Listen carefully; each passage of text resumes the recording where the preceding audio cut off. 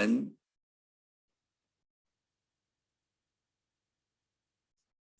good afternoon, everyone. Thank you for joining this Justice for Immigrants webinar today. On this webinar today, you're going to hear information about National Migration Week and the World Day for Migrants and Refugees. We have a very good and educated panel that will be speaking and presenting to you today. In case I forget towards the end of the webinar to thank them, I want to thank them in advance. So thank you, Marianne Loughery with Boston College, Katie Mullins with Jesuit Refugee Services, and Layden Ravello-Krull from the Diocese of Kansas City, St. Joseph. Without further ado, I'm going to go ahead then and turn it over to Marianne in Boston College. Go ahead, Marianne, please. Thank you. Hello, everybody, and thank you for joining our webinar. I'm Marianne Loughery, and you might already recognize an accent that gives away the fact that I actually am a migrant myself. I'm an Australian Sister of Mercy, but I'm based here in Boston at Boston College. Thank you very much for the invitation to talk to you. I thought what I would do is just introduce to you some of the, I guess I would say, global players in the Catholic Church that work on the area of migration and refugees, and open it up later on for people to ask questions. So, as I say, I'm a Sister of Mercy here at Boston College, and you might wonder how on earth did an Australian get to Boston College?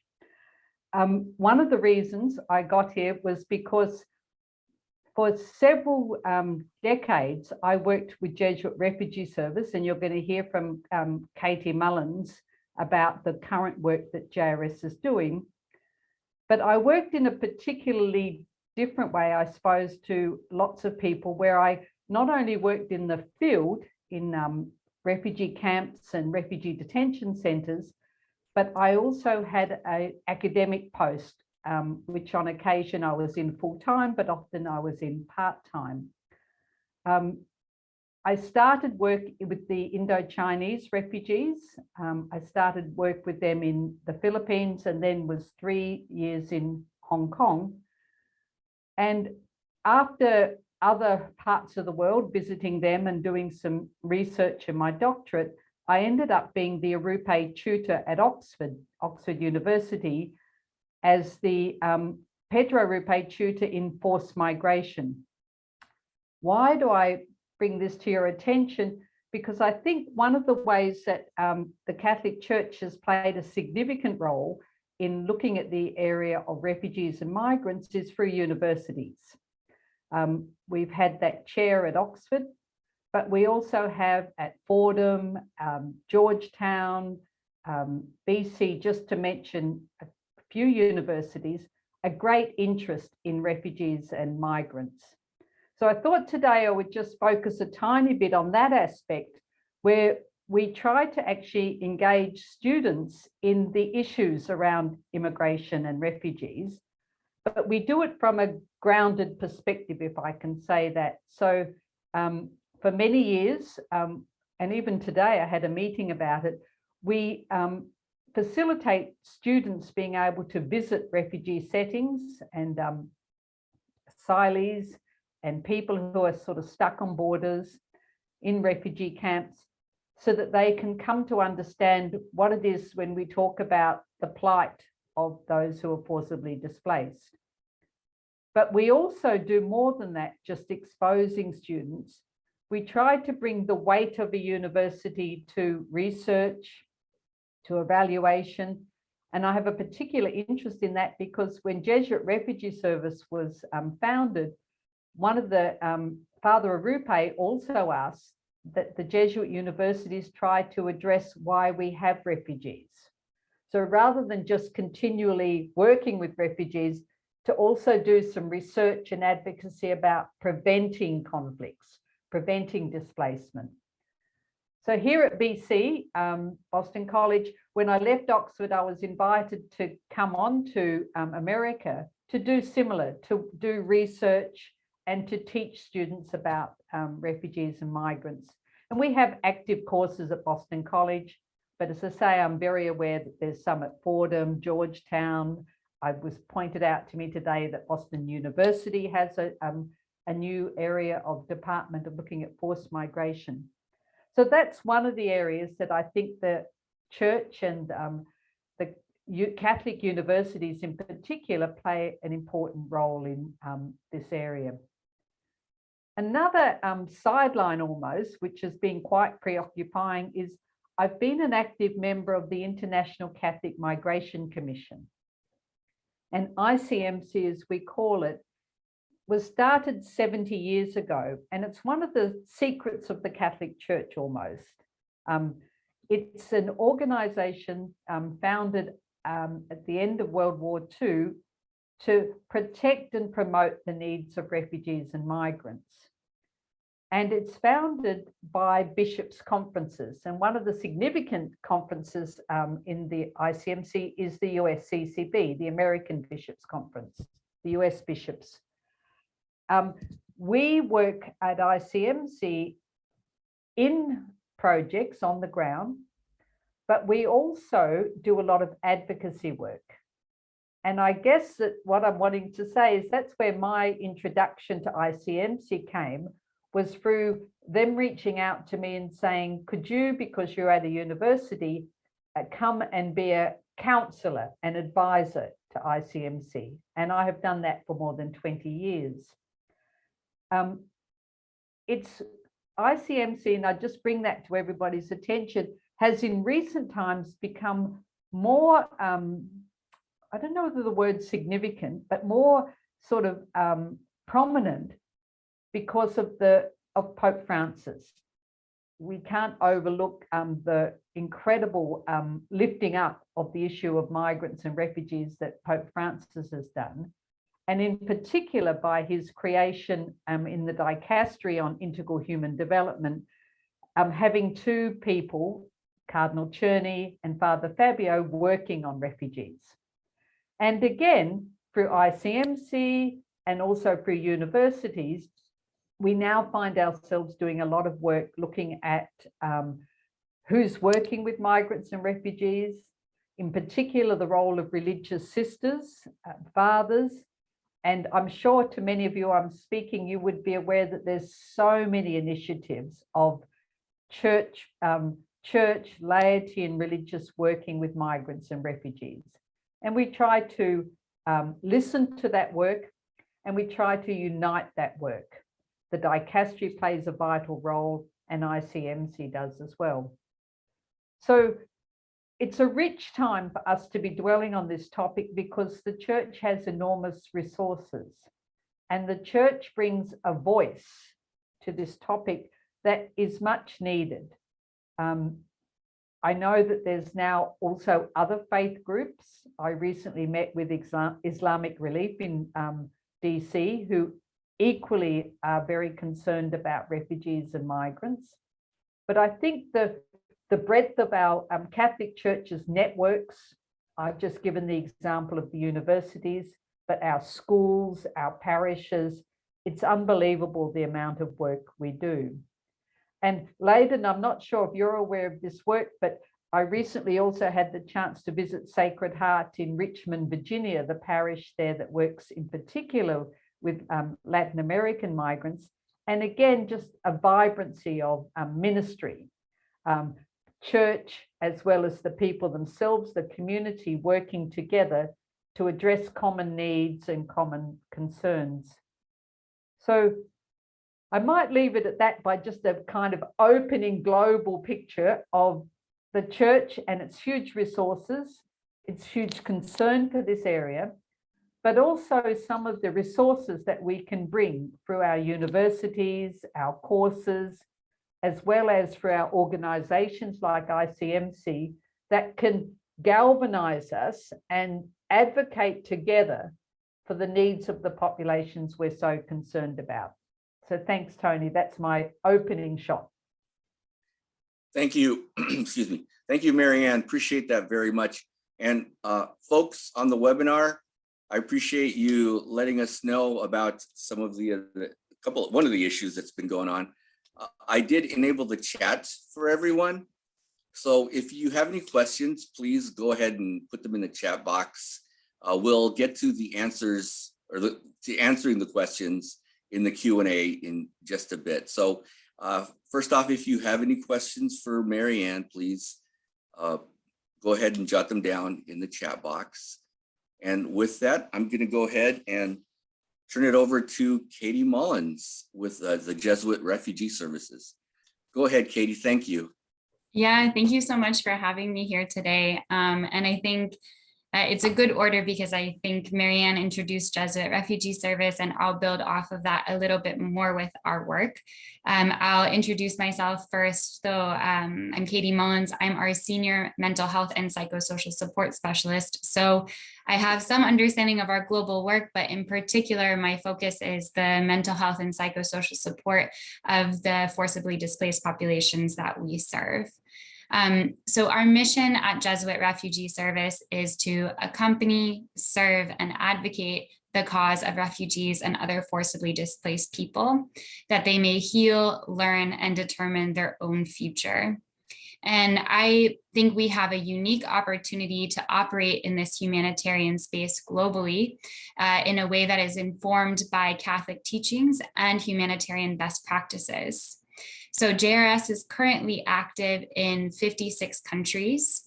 Our core priority areas of programming include education, livelihoods, reconciliation, advocacy, and also mental health and psychosocial support. So I think we're learning more and more about the mental health needs of forcibly displaced, and we're developing more programming around that. I think we also saw this as like a kind of global response during the COVID-19 pandemic, how important just baseline mental health and psychosocial support is. And that has also continued to inform our work. So to touch on a little bit about what mental health programming looks like in a humanitarian response, our programs aim to reduce and prevent harm. So harm that people experience both in displacement, but also as a result of the services they receive or in host communities. So when people are relocated or resettling. Our goals are also to strengthen resilience to recover from adversity. And we hope to improve the conditions that enable people to survive and thrive. So of course, our activities are not just aimed at as supporting people to cope with the experiences they've had, but also to help them thrive in new environments and with the changes that they've experienced. Our programming works to activate or restore family and community supports and promote inclusion and participation in community mobilization processes. The reason that I'm highlighting this work is oftentimes when we think about mental health, especially for people who have experienced displacement or migration, we think about the trauma or the adversity or the experiences they went through.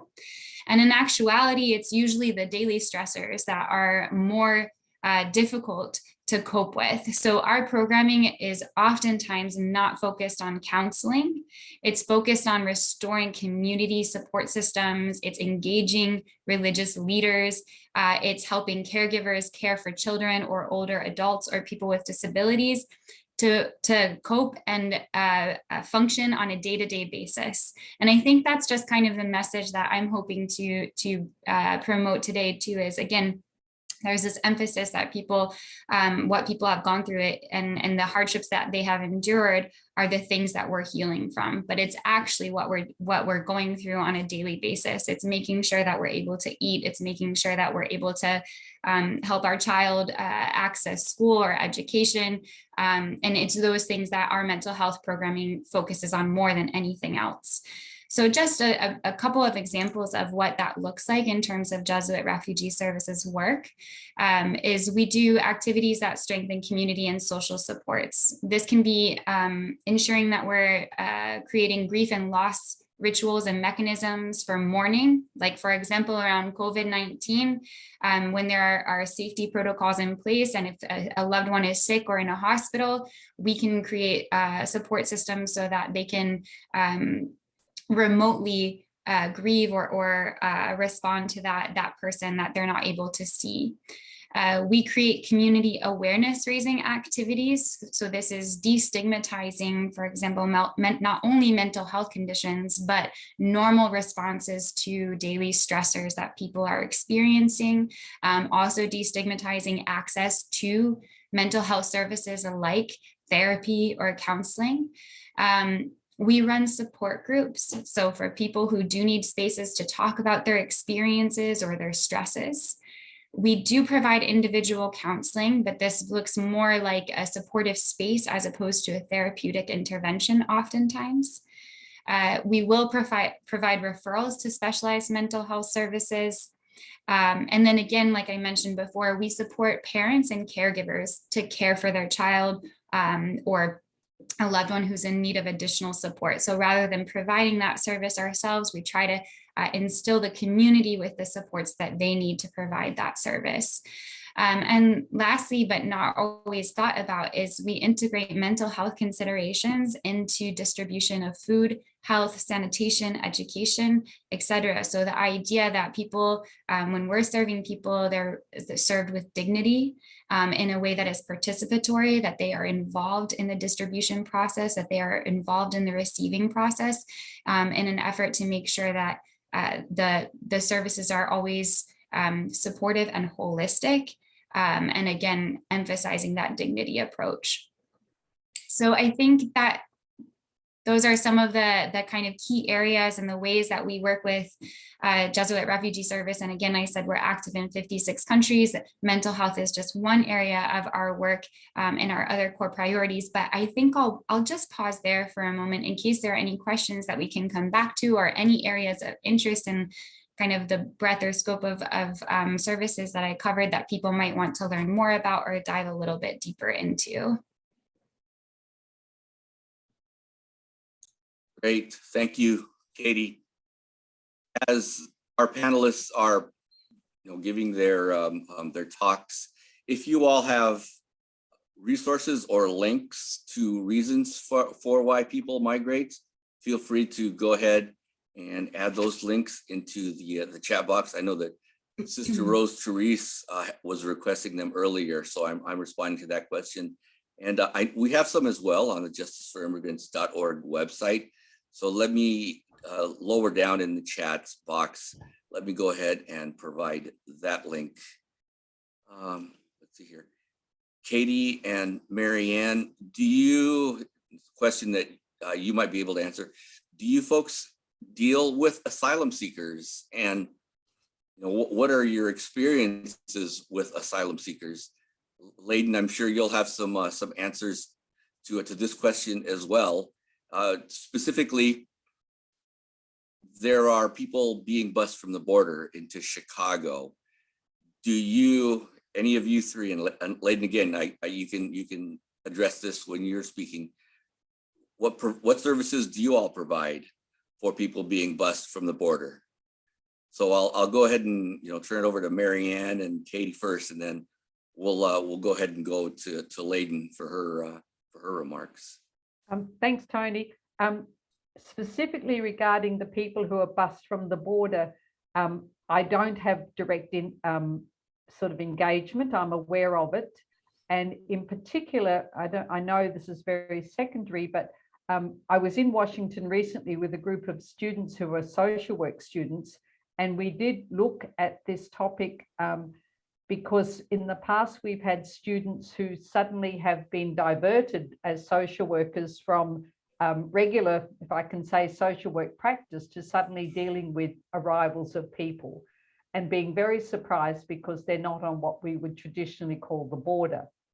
So part of our social work training here at BC is to prepare students for such arrivals, and using some of the principles that Katie's talked about. How do we deal with people who've just arrived in an asylum seeking setting what are their expectations, what are their immediate needs, and how do we address them, and how do we help them to get legal assistance. So I know I'm talking at a sort of level up here of preparing people to work in this space, but it's paid off because nowadays, I think, Tony, you might not be so aware, but a number of my students former students do work at USCCB, do work in JRS, and have now got the experience of working directly with asylees. I mean, in the past, I've worked with asylum seekers myself very much, but I'm not doing so much at the moment. But in saying that, I did have the privilege of working for USCCB last year on the basis with the Afghan arrivals. And as most people know, those people now, because of the legislation in the US, are required to seek asylum, which is very cumbersome because of the already sort of blocked asylum system. And the fact that these people have come often facilitated by the US, and then the question is, if they're found not to be an asylum seeker, what are we going to do? Are we going to send them back to Afghanistan or not? You know, like, it's just bizarre that they are, I think, having to go through this system. But in saying that, I've then been working with some people who are Afghan arrivals who now are going through the asylum process. And that's meant getting medicals, it's meant getting legal assistance, it's meant helping them to file their papers. So I am working at that level, much to my surprise, because I hadn't expected that to be how the Afghans would be received. And I think I'll just quickly say that you'd be aware, and a lot of people online will be aware of this, that different populations have different requirements now put upon them. The US has been incredibly generous at receiving people and resettling them. But for example, the people coming now from the Ukraine have different requirements than what the Afghans who've arrived. And some of that's political, some of that's to do with when people arrived. I won't go into too much more detail because I could find myself in trouble, and others know more about that than I do. But we always have asylum seekers with us because of the politics surrounding seeking asylum. So I do work in that place big time. Katie.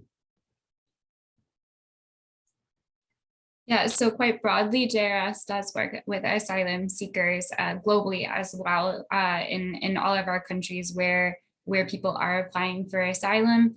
We have programming to accompany and support people along that journey and that process. Specifically in the US, our programming is largely based at the US-Mexico border. So we have programming on both sides of the border. Of course, the situation is rapidly changing. So our team there is very much involved and regularly trying to adapt our programming to fit the needs that are oftentimes dictated by new legislation or new happenings, such as the buses now. Our office in Washington, D.C. is largely operational, so it is not necessarily an office that is equipped as other offices in D.C. are to respond to asylum seekers. But part of our initiative at the border has been to create a volunteer migrant accompaniment network. And this network is finding people throughout the U.S. who can provide that supportive service when people are able to move into Mexico and then move in from Mexico to the U.S. and then beyond the Texas border, because often people do not stay there, even at their own volition. So we do have a national network that we are in the process of establishing and building up to meet the needs of asylum seekers. We also at the border, one of our processes, and again, just to kind of bring it back into mental health, is to support the well-being of individuals there as well, accompany them on their journey, support them with coping mechanisms, adjusting to new locations, and supporting with the asylum process as well. We have both legal and mental health services that we provide. Thank you, Katie. Thank you, Sister Marianne. Layden, I'm going to go ahead and turn it over to you. Thank you. Sure. So there's a lot to say. Actually, I do have the opportunity to work on the ground with both asylum seekers and refugees, and Of course, it bears mentioning that there is a difference between a person who is categorized as a refugee and asylum seeker and all the kind of broad services or the availability of services that are at the disposal of such a person when they have been designated a refugee versus an asylum seeker. And as Sister mentioned, it is much more cumbersome for someone to be categorized as an asylum seeker. Refugees tend to be able to be kind of allowed in. And I suspect that a lot of the designation changes have been as a result of the presidential determination, which is a number that the president caps refugees entering into our country. And also, some of the politics around it. I won't get into that, but I will launch into my talk, which is going to cover a little bit of that. So thank you for the preview. And I echo Katie's sentiments that it really is a great order, because I can now talk down about the trickle down theory of how services function now that we are at the diocesan and parish level.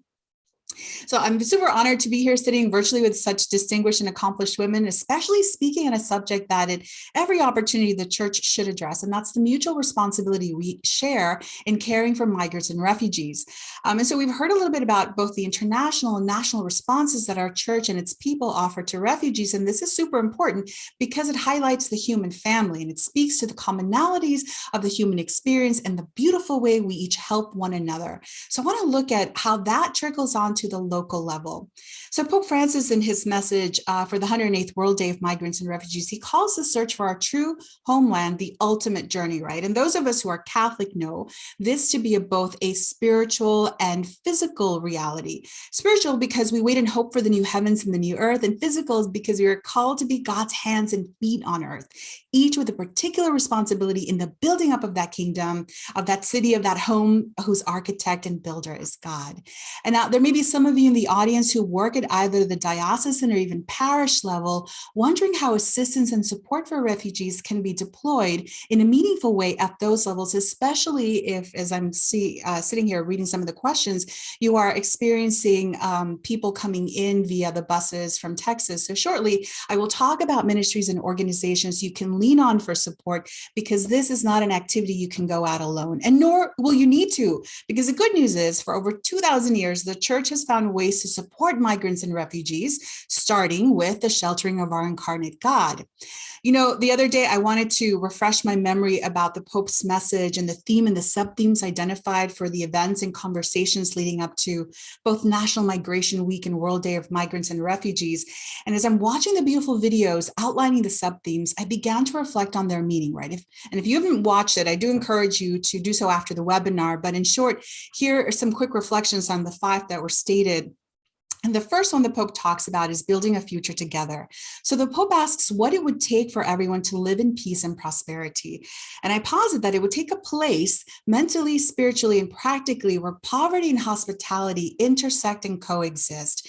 One of the bishops interviewed for that particular video, he wisely stated, quote, "God has not canceled his plans for a new heaven and a new earth, but rather he has entrusted this plan to us," end quote, right? So it becomes our co-responsibility to build up his kingdom with migrants and refugees by way of small acts and sacrifices. Now, those of us entrusted with ministry have a responsibility of perhaps greater acts and perhaps more sacrifices. But before I scare people, more on that later. So the next is the future for all. And here the Pope asks, how do we place the vulnerable at the center? So we have to ensure that others flourish as human beings, right? And Katie touched on this, especially with regards to mental health. Jesus said that he came that we might have life and have it abundantly. And then he sent the fishermen out to fish, and that's our job now. So we are the hands and feet which touch the lives of those who need our abundance. And to paraphrase Mordecai in the book of Esther, who knows, perhaps you have an abundance for such a time as this. So finding ways of sharing your own abundance, our wealth as individuals, as a church, as a country. And then we have growing together as a society. How do we foster the potential of migrants and refugees? The good news is refugees don't show up empty-handed, but sometimes the trauma of their past and perhaps even being met with unkindness along the way has made them forget this. And so we have to remind them and ourselves that their gifts, their charisms didn't stay behind border walls or country boundaries. They come with them wherever they go. So it is our right and our duty to discover these gifts and put them to use. And in this way, we develop the potential of our brothers and sisters. And then growing together as humanity, how do we foster an enriching encounter with migrants and refugees? So I think a will disposed towards an encounter with the stranger, a will disposed to pushing past defenses and our own comfort. This is needed in order to find a place of enrichment in our encounters with our migrant brothers and sisters, because people are not their traumas, and we need to be willing to enter into the messiness of their lives in order to help them encounter Christ. And if we say we're Christians, then we do as he did. We meet them on the way, we walk with them, we listen, we love, we pray, we feed, we clothe, we help.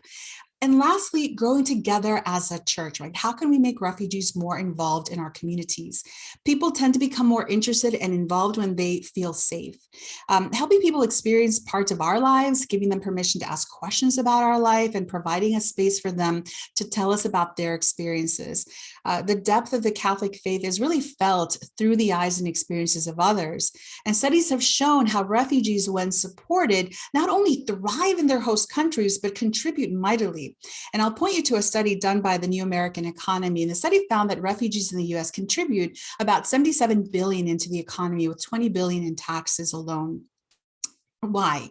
Because people want to thrive and succeed. They have children who inspire them to do better, and people are meant, are created, are designed to flourish, and they will if we let them. So I can be a very practical person, and I want what's practical. And I know that once I'm exposed to an idea or an issue, what can I do? Well, how do I help in practical terms? So as a diocesan leader, what I want to know is, how can I assess and respond to the needs of migrants and refugees in my community in a meaningful way?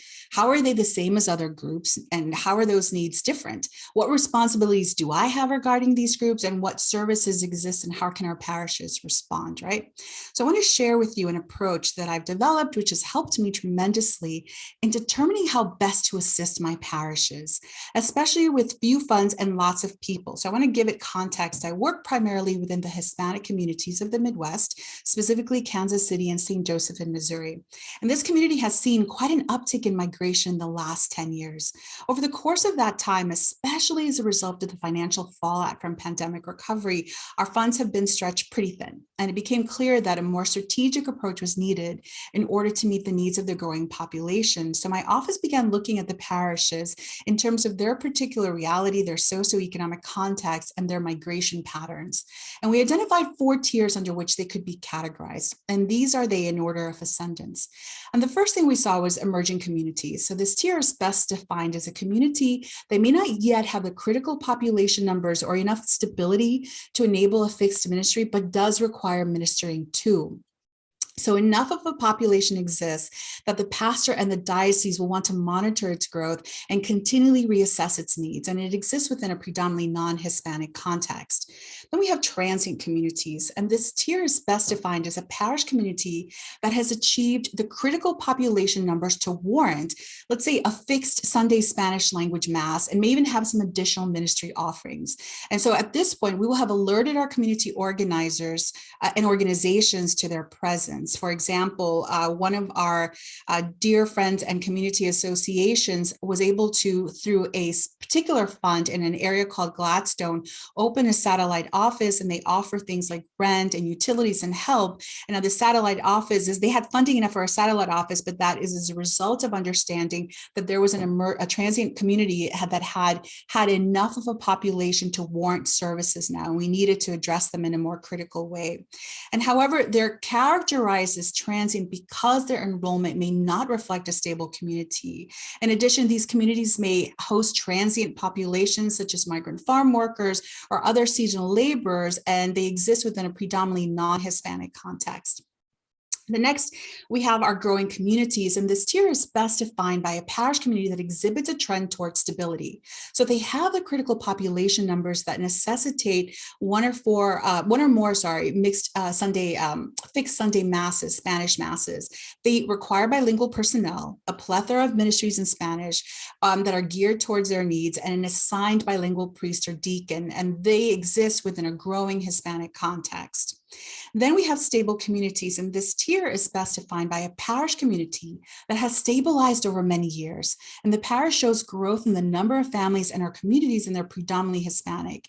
The parish is staffed primarily with bilingual personnel, Spanish-speaking personnel. They offer most of their ministries either entirely in Spanish or bilingual. And in addition, care is taken to ensure the pastor is Spanish-speaking, as well as its deacons and pastoral associates, and it exists within a predominantly Hispanic context. And communities transition from one tier over time to another, ideally trending towards stability. And generally, we've seen a positive growth in the Hispanic population, and we're experiencing a lot more emerging communities throughout the diocese. So our attention, therefore, should be on growing and stabilizing these communities. So as we studied emerging communities, the main question we began to ask were, where are they coming from? What are they doing here?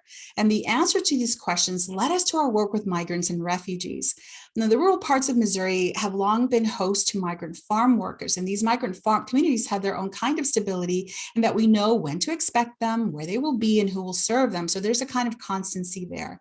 But the Kansas City metro area has seen a new population of Central Americans, particularly from Honduras and El Salvador, and its asylum seekers. In addition, St. Joseph has seen a surprising influx of Cuban and Venezuelan refugees. This led us to examine the framework from which to understand our ministerial goals, right? So we identified 4 pillars of service, and these are as follows: our advocacy. Underrepresentation in the planning process is a barrier to equal access to services and resources. So this pillar ensures that the community is represented and has a voice within the diocesan decision-making structures. And this is really critical because in addition to working within the Catholic social teaching, we advocate for the needs of Hispanic Catholics with local community organizations as well as at the regional and national levels. But it starts with even having to teach our own diocesan leaders, our own pastors, and we never have worked with these populations before, what the Catholic Church teaches about working with the migrant and refugee, believe it or not, and being able to get their buy-in. That's really important. Then there's resources, right? Each parish is unique in its mission and needs, but all require access to resources that strengthen and support their parish community. And so the pillar of resources allows us to continually assess the community's real-time needs. And in addressing the community's material, spiritual, and mental health needs, we also safeguard the most effective ways to provide these resources. So we identify local community associations, develop relationships with those leaders, and begin working with them. We refer people to them. We offer them access to our parishes so they can present their work and offer the resources. And we encourage the parishes to develop their own relationships via teams and ministries so the diocese does not become a gatekeeper or a stumbling block. Then we have coordination and collaboration. We recognize that working collaboratively to coordinate ministerial efforts ensures that our community has access to all of our best efforts. We call this pastoral en conjunto. And this pillar enables us to recognize the mutual responsibility we share with our Hispanic and non-Hispanic brothers and sisters. So our work is realized by coordinating and collaborating within the diocesan offices, with our priests, with leaders within our ecclesial movements, and we put those movements to work. If they are charismatic, then we speak the language of charisms and encourage them to see the Holy Spirit moving within the refugee communities.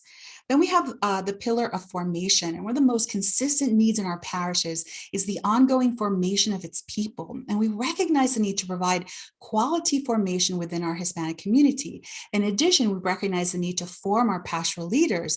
And as it relates to our work with migrants and refugees, we recognize the need to offer quality formation regarding Catholic social teaching. People have a right and a duty to know what God is asking of them as citizens of this earth on our way to the new heavens and the new earth. And so now begins the work of tying the 4 tiers and the 4 pillars together. We work down the list, starting with our emerging communities, and we ask ourselves, what does this group need in terms of advocacy, in terms of resources, in terms of coordination and collaboration, in terms of formation? How can stable communities help those emerging groups and thus develop the ways in which we engage these groups, work within their reality, come together as a diocesan family? Do I have a Hispanic family that are restaurateurs and they need kitchen workers? Do I have a family that has room in their house and are able to provide a space for someone to stay? So things like this, we look for ways to coordinate people and bring them together as one holy Catholic and apostolic church. Now, I promised to mention some resources, so I would say consider Catholic Relief Services. They have field offices in every diocese which can provide resources and assistance. Catholic Charities in your area is another great resource. There's also the POWIR, POWIR program from the Migration and Refugee Services that has diocesan resettlement programs. And to help train up your leaders, I highly recommend that you consider working with Pastoral Migratoria out of Chicago. Now, I know I saw a question about Chicago there. If you haven't reached out to Pastoral Migratoria, I'd be surprised if they haven't become aware of the buses already and aren't actively working. And this is an on-the-ground training of lay leaders, training other lay leaders on how to support migrants and refugees. Develop a list of local community organizations, start calling them, keep track of the services they offer, find ways to collaborate with them and keep in touch. You know, when Afghan refugees were resettled in Kansas City, Della Lamb and Jewish Services called us and said, hey, is there a way that you can collaborate with us to try to find homes, to try to find food, try to find just different things, different needs? You know, Katie mentioned earlier that some of the things that really traumatize people are not even the things that they've left behind or even the journey here, but it's the day-to-day of how am I going to feed my kids now that we're here? What am I going to do here? You know, where can we find work? How can we find shelter? These are the things that really, really traumatize folks. And so we find ways to collaborate with them. At the very least, I would encourage you to keep in touch with these community organizations. And lastly, I want to remind us that there are 3 classes of people mentioned in both the New and Old Testaments of particular concern to the Lord: the widow, the orphan, and the refugee among us. So thus entrusted, we must act as the Lord would have us. So I hope this was helpful. And I thank MRS for the opportunity to address you all. Thank you, Layden. That's chock full of information, and I am glad at this time now that I am recording this so that folks can go back and reference everything that you have said. I know that Sister Rose Louise in Chicago is in touch with Pastoral Migratoria. She knows Elena Segura very well, so that's very helpful. With the time that we have left, I'd like to go ahead and turn it over to our attendees to go ahead and ask more questions. You can pose your questions in the chat box. We have a lot of experience. I also want to say intellectual horsepower on this panel. So, you know, we have about 15 more minutes for questions for these folks.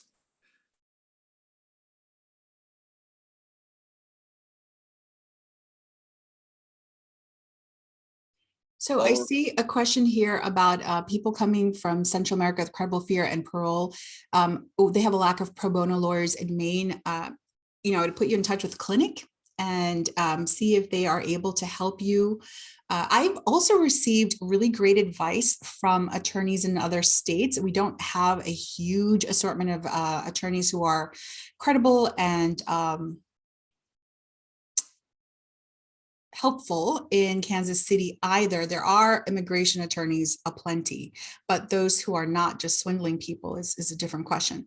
But Clinic has been helpful, even if just to ask questions. There are some things that are at the federal level and they can certainly answer those. There are some things that maybe are at your local level that they might have a few more challenges, but at the very least point you in the right direction in terms of resources, and that's Clinic. And let me add as well that Clinic is a JFI partner. Let me put my email address in the chat box here. And what I can do is if folks want to send me specific questions about cases, we have a lot of resources here in the JFI office and Migration and Refugee Services. Clinic is certainly one of those organizations that can provide resources, and I'm happy to serve as, you know, a messenger to Clinic to get answers to your questions.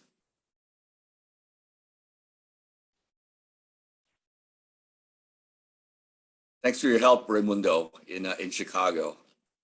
Didn't I just see you a couple days ago on another Zoom? Other questions, please, for our panelists. Please type them in the chat box.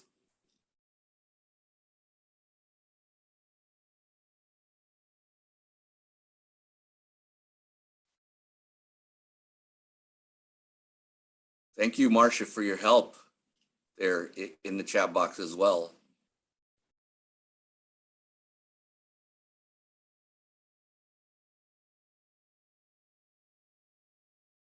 So Clinic is the Catholic Legal Immigrant. There's a question in the chat box asking for explanation about Clinic. Clinic is the Catholic Legal Immigration Network. It is the Catholic Bishops Project, long-standing, it's been many decades now in existence, to advocate for to provide legal services for immigrants and refugees, to serve as an advocacy arm for the bishops in working with the administration and with U.S. government agencies, for example, USCIS. They are tasked with working directly with those U.S. government agencies to make sure that if, for example, there are rule changes or proposed changes to fees and structures within the immigration system, they're the ones who work on the advice of the bishops with the administration, with those government agencies to make sure that they're fair for immigrants and refugees. Migration and Refugee Services, on the other hand, we carry out the advocacy with Congress. So right now, our current advocacy efforts is on passage of the Afghan Adjustment Act, because as Sister Marianne mentioned, a lot of these folks are probably going to switch to seeking asylum in the United States, these Afghans who are in the United States. The Afghan Adjustment Act, what it would do is it would create a legal pathway passed by Congress for folks to adjust their status without having to go through the asylum process, which is much more expensive, much more lengthy, much more troublesome. And that last description of it is kind of an editorial comment on my part, but really it is more expensive. It does take more time. And if you fail in your adjustment for status as an asylum seeker, the answer for you would be then to be deported back to your country of origin, whereas passage of the Afghan Asylum Act would allow you a much less difficult pathway to legal residency in the United States. Again, Margaret, if you have more questions about that, I can get more in depth and more into the weeds on the Afghan Adjustment Act and what Clinic does. I can also put you in touch with Clinic. I put my email in the chat box there. Let's see here. There's a question on an influx of Haitians and where they are being resettled. You know, I was on a telephone call with someone in Maine, and I know that there are groups of Haitians being settled up there. I'm sure there are also groups of Haitians being settled in the Diocese of Kansas City, St. Joseph, and in Boston. I think, what is her name? Her name escapes me, but our good colleague there in the Archdiocese of Boston has been telling me about some Haitians moving up there.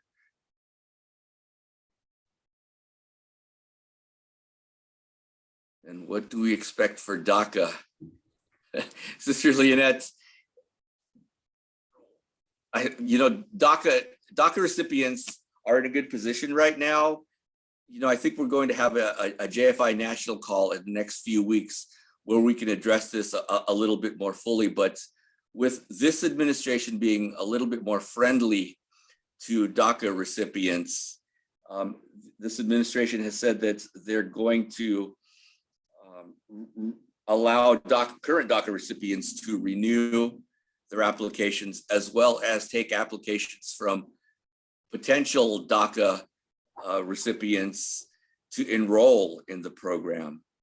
So please be on the lookout for a notice for a JFI national call, and we will address DACA more in depth on that national call. Oh, here we go. Go ahead. Tony, can I just jump in? I don't want to cause offense, so please don't take it that way. But Geneva, your question about Haitians, I just want to caution, and I want to caution with what Layden said around Catholic social teaching. I think we sometimes have to be a tiny bit careful about language, because influx makes it sound like an overwhelming sort of number of people, influx. And one of the things that we've been talking about in many settings that I work with is what's a good language for describing people on the move? Because we do sometimes fall into the trap of the political rhetoric of being overwhelmed.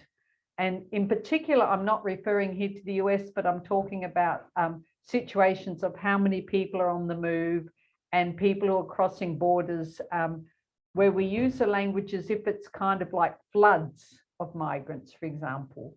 And I just think that if we're not careful, we can become part of perpetuating the myth, I would call it, that there's an overwhelming number. So I don't, as I say, mean to cause offense, but it is an influx in the sense of it's an extraordinary number to what we've had before. But I always now try to pick a language that kind of tries not to escalate it, and for fear of becoming part of people's becoming scared of migrants. Because as we know, if you put it into proportion, the number of people seeking protection is much smaller than, I mean, I know we have a challenge at our border here in the US, but if you put it into proportion of the people in the world, the vast majority of people don't cross out of their country in spite of climate challenges and conflict challenges and poverty. And I think that's something we as a church have to keep in mind. So I just say that I hope it's not too trouble. Thank you, Marianne. That is an excellent point that you make. You know, no matter how seemingly innocuous, words are to some folks, and unfortunately, we've become kind of used to inflammatory language, right? And yeah, I mean, we have to stay away from what some of, for lack of a better term, the people who may not be as friendly to migrants and refugees as we are, as we should be. We can fall into the trap of using some of the words and the terms they use, like an invasion. It's not an invasion. These good people are seeking safety and security in our country, right? I mean, they have two choices. A lot of folks have two choices. Let's take Ukrainians for an example. They can choose to stay in their country, which a lot of them probably don't want to migrate to the United States if all things were normal, if it was not a conflict zone. But if you have the choice of staying in your country and possibly being bombed by missiles, or having the opportunity to keep your family secure while the conflict is going on in another country like the United States, well, it's clear that Ukrainians are not invading the United States. So thank you, Marianne.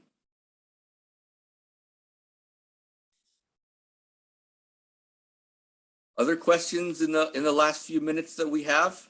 Tony, I noticed a question in Spanish from Maria de Jesus, and she's talking about the need for material and information be made available, specifically in Spanish, I can see is her particular concern. But I think in general, I think the church does a really good job of trying to really translate the materials. Where we kind of drop the ball, and I wouldn't say as a church, but maybe at the diocese level, we need to explore, is if we don't have personnel who speak a particular language, it's really hard to get materials translated.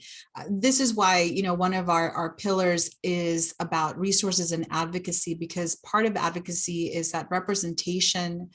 If folks don't have a seat at the table, you know, I hate to use that cliche, it's really hard for them to advocate for their community. I'm very grateful that I'm in a situation where I get to advocate for my community. And at every turn, you know, you're going to see Layden's little brown face going, do we have that in Espanol? You know, and it is not always the case, but where you can put pressure on your pastoral leaders, on your lay leaders, on your community organizations to make sure that materials are available in the language of the people that it's serving.